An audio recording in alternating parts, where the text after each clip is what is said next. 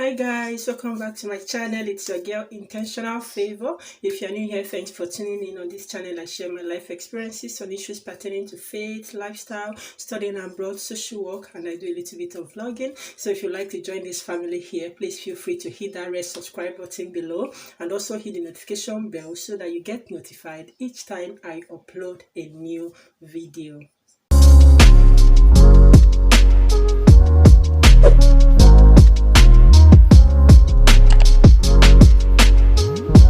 So guys, in today's video we'll be talking about social work interview. When you apply to do your master's or your bachelor's program in social work, at a point you'll be invited for an interview, which is a very crucial part of your application. As a matter of fact, it is the last hurdle to cross before you'll be offered admission. So in this video I'll be sharing with you some of the things to expect in a social work interview. What should you do, what should you not do when you are invited for an interview.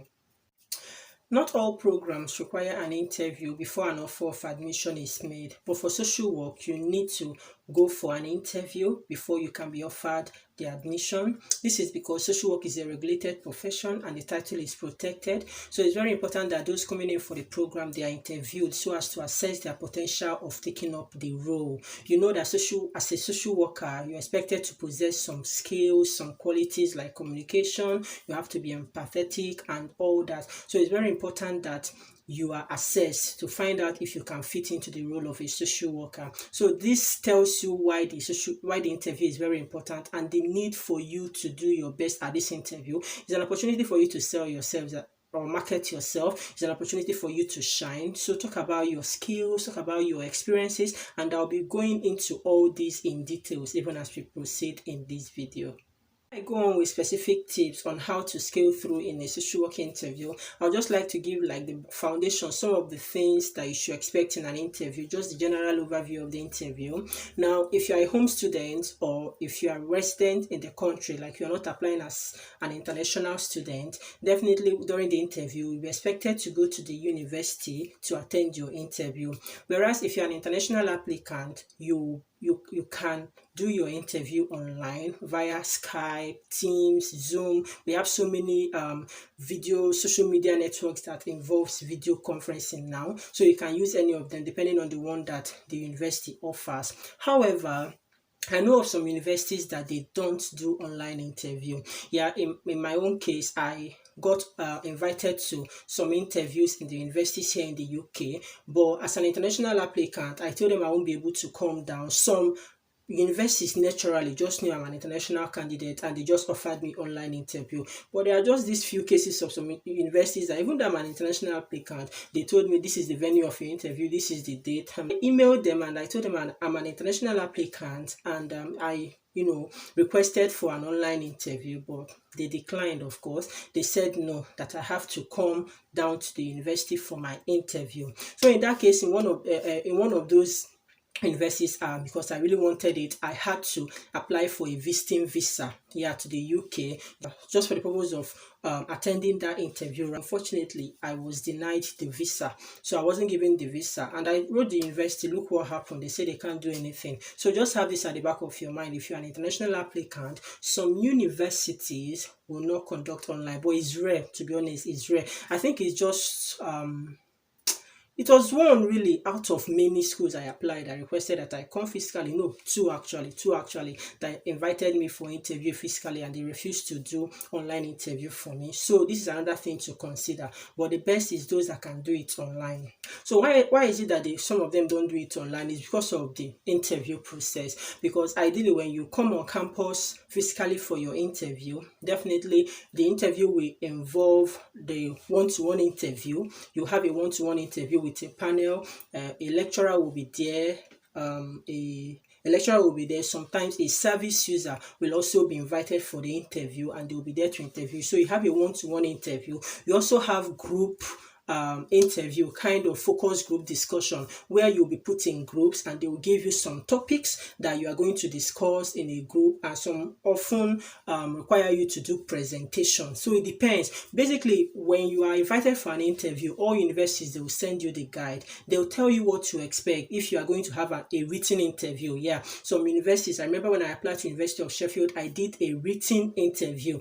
a written exam, rather. I can call it interview, but it was more like an exam. They gave me something in the morning of the day I had my interview. They sent me an hour before the scheduled time. They sent me my question, so I was to print it out, come in with an answer sheet, of course. So during the video call via Skype, I had to, they were watching me, I was answering the questions, and after answering, they gave me, half an hour or about an hour to scan my answers and forward to them, send it via email. So these are the things that you should know. So it can involve oral interview, like one-to-one interview, group presentation, focus group discussion, and in some cases, it will require a written examination. But of course, not forgetting to mention the current situation we are in globally, which is the COVID-19 pandemic. As a result of this, many universities, whether you are a home student, whether you are even in the country, social distancing and lockdown, interviews have been conducted online.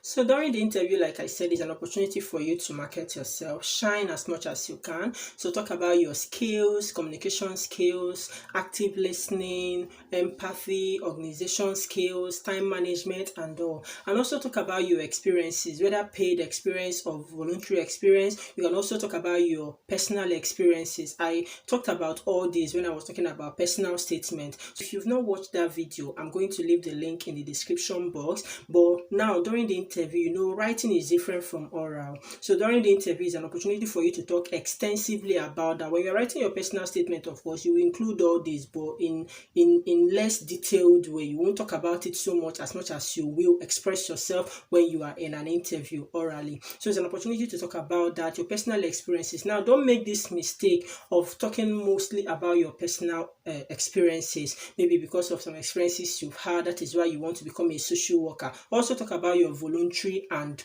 paid experiences. That is one that you did with others, not just about your experiences alone. Your personal experiences are important, but remember, all these things is about your presentation and how critical you are with them. It depends on the way you present it. So try and be critical. Present them in a way that will convince the panel, because you are trying to tell them why you are a good candidate, why you will be good as a qualified social worker. So present them in a way that will convince the panel, because during your interview, one thing that you should aim at is telling them why you want to become a social worker. So when you want to talk about why you want to become a social worker, that is when all these experiences will come in, whether paid, voluntary, or personal experiences. So please don't make that mistake. Some people do. In as much as your personal experiences are very important, because it's not just about you. Remember, you'll be working with people, and people have diverse experiences. So your paid or voluntary experience is something that will give you an understanding and convince the panel that you also have worked with people. Another thing that is very, very important, of course, every interview, it's important, but because it's an academic interview, and also remember you are coming in for a profession, you need to be relaxed and confident. The panel, the panel needs to see your confidence. Remember, as a social worker, you'll be working for people. You play advocacy roles. If you are not confident, how will you convince the panel that you can actually fit into this role? The panel, they want to assess your potential of becoming a good social worker, how you will fit into that role. So if at the interview stage you are not confident enough, so how are you going to take up the role of a social worker when you'll be advocating for people? So you need to be relaxed. As a matter of fact, sometimes, personally, before I started my social work interviews, as a Nigerian, I used to be scared about interviews. I've had so many things about interviews, this, that, and sometimes I'm usually scared of interviews. The first interview I did was with University of Sheffield. But you see, when I now came there, okay, I know I need to be relaxed. And I was relaxed. And I eventually found out that it's not really a big deal. The panel, they are not trying to, put you on the spot. They're not trying to trip you. They're not trying to make you fail or something. It's very more like discussing. You are talking about your skills, you are telling them about yourself. So be confident. Don't be afraid. Don't move in there with anxiety. I know interviews can come with anxiety, but because of the role, the profession you are coming into, you actually need to be very confident. And the panel, they need to see that. So be calm, be relaxed. Don't overthink it. Yeah, I think that's what I should say. Don't overthink it. It's a simple interview. Just come there, say that you're having a conversation. And if you're coming from Africa, please, yeah, lecturers will be there. We know how maybe sometimes for whatever reason we fear our lecturers. Our lecturers, we see them as small gods or something. Lecturers here, they are friendly, they are open, they are welcoming. So don't come with that mentality, because when I learned that it will be the panel will consist of lecturers and all, I was like, hey, lecturers, see. But when you come here, even when you start studying, you will find out more about that. They just want you to talk to them about yourself and why you are the best fit for that program. So be relaxed and stay confident. If not, the panel, you've not convinced them that you can actually take up social work role. Eye contact is another important thing when it comes to staying focused, because you have to stay focused. Now, coming from Africa, sometimes we avoid eye contact, but I've come here, even during my lectures, I've discovered that eye contact is one thing that is appreciated here. So even if you're a home student, of course, and I know it's not even about being a home student or an international applicant, the whole thing is that some people avoid eye contact, maybe because they are shy or they are anxious or something.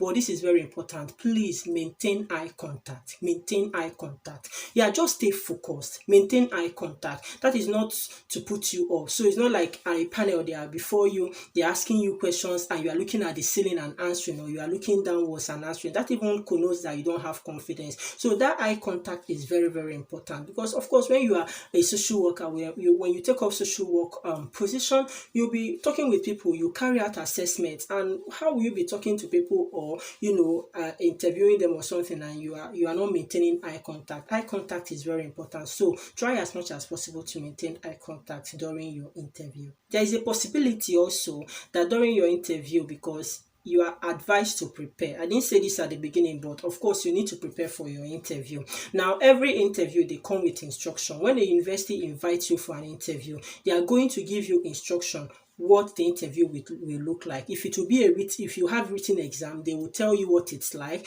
When you are when it involves just oral interview, they'll tell you what to expect. So they prepare you. There are specific instructions whenever you are invited for an interview. Read that instructions carefully, and when you are reading it, you should be able to imagine or come up or think of possible questions that you'll be asked. You know that, right? So prepare very well. Look at the instructions, read it very well, and think ahead. What are the expected questions? What are the things that you might be asked during the interview? However, when you are doing this, you need to be very careful, because some people make the mistake of preparing, and in their preparation, they will now think of specific answers to give. Yeah, why that is very, very important. You need to even know your experiences. You need to, highlight some experiences that you will talk about. Not all experiences that you've got that you talk about in your interview. And even if you will, the manner you present it matters. So during your preparation, you need to prepare how best to present your interview, your experiences, and which ones you will talk about. But don't make the mistake of, oh, these are the ones I'll talk about, this is what I'll say. Then you are asked a question,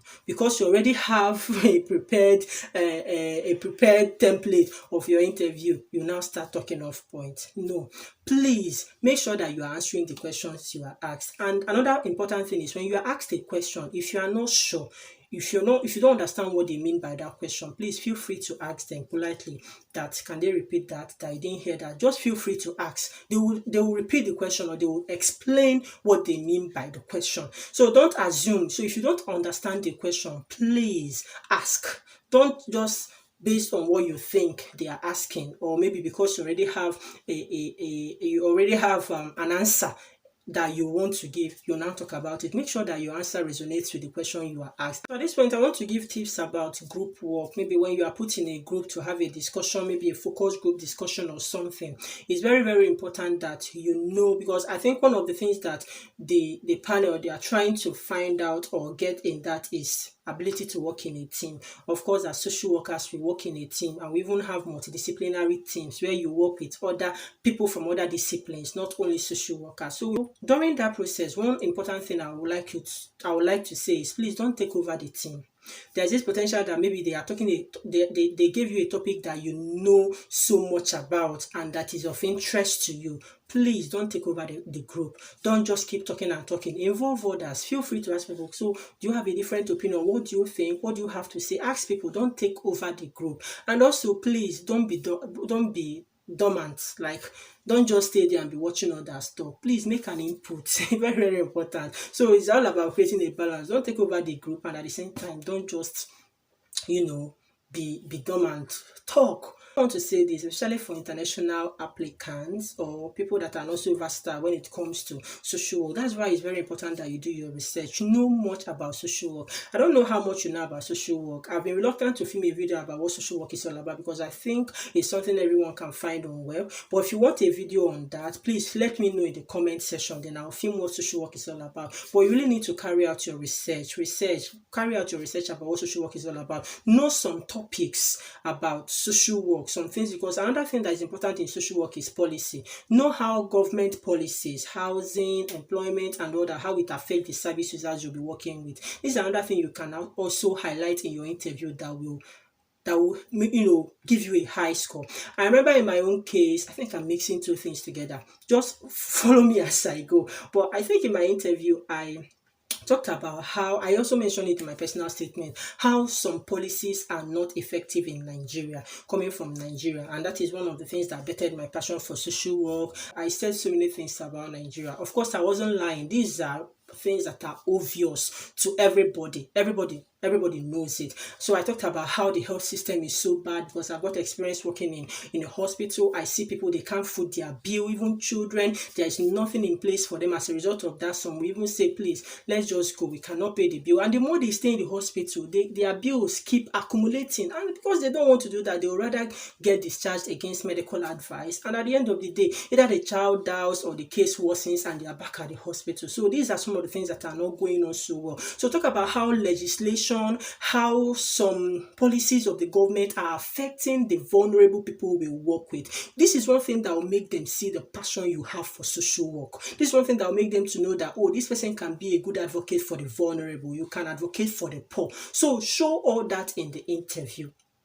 Just a quick tip, because I know that sometimes someone might be in a group that consists of maybe people from other race and they're saying something that you are not familiar with. Please talk about your own race. Yeah, very, very important. If they're talking about how things work in a developed country, of course, and you are from a developing country or underdeveloped country, talk about that. Okay, this is what they are taking. You can also say, oh, really? But in my place in Africa or in Nigeria or in anywhere, this is what it is like, just to make impact. The point is, please don't just keep quiet, even if it's a topic that you don't know anything about. Now, grab.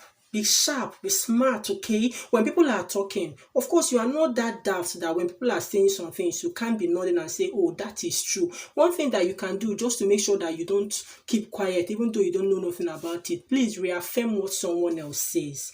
Just reaffirm, oh, that thing you said was actually true. Don't buttress the point. If you grab what that person say, buttress it. Remember the panel, they are watching you and you are not making any input. How can you work in a team? How can you work in a multidisciplinary team when you are invited, when you are qualified and you are working? You've not convinced the panel. So please, in as much as you are not to take over the team, don't be adamant. So guys, just consider all this. I believe this video has been of importance to you. But if you have further questions, please let me know in the comment section. Don't forget to give this video a thumbs up. Please, let's do it now. Like this video. Please give it a thumbs up now. Have you? Thank you. And also, if you've not subscribed to my channel, let's give you some time to do that. Subscribe to my channel now. Hit that subscribe button. Yes, have you done that? Or if you've done already, you are the best. And also hit the notification bell. Click on all. By doing that, you get notified each time I upload a new video. So till I see you in my next video, stay blessed, remain intentional, and take care of yourself. Bye.